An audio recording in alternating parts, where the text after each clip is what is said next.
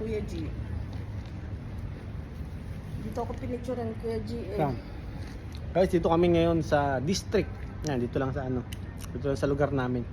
Habang pinapasyal namin yung mag-ina, si Juju tsaka si ano, si Pao. Yan. Ulas na yung asawa ko. Hindi ako nakapagpalit ng damit. Huwag na. Meron ako dun ah. Meron ako doon. As of now, alas 6 ng ano, ng hapon. Ng gabi na pa rin. Ng gabi. At behave naman yung dalawa naming anak doon, si Casio at si Lilo, na nandun sa bahay.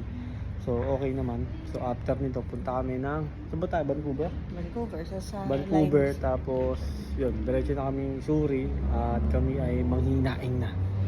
At kami gutom na at yung asawa ko natakam sa ano, natakam sa ramen, no, sa may Quinto, sa paborito nating kainan. No, yun. Shoutout kay... Hindi, tsaka gusto rin ni Pao. Ayun, gusto rin ni Pao nung ano, nung ramen. Yun. Shoutout kila Tikat, kila Kuya G. We miss you. Yan. Sana kasama namin kayo dito. Shoutout ko din si Jamie. O, yan. Tsaka si Chesa. Yan. Ito yung gift ni Jamie.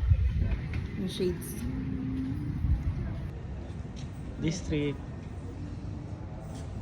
Parang bago eh, no? Parang ngayon na nakapunta sa district eh. Bago lang dito sa district. 1881. Doon nga, baby, magkain tayo dito. Saan? Saan? Kita yung sa mga ganyan, alfresco dining ba? Ah, hindi to? Al fresco dining ba ang tawag sa mga ganyan? Hindi.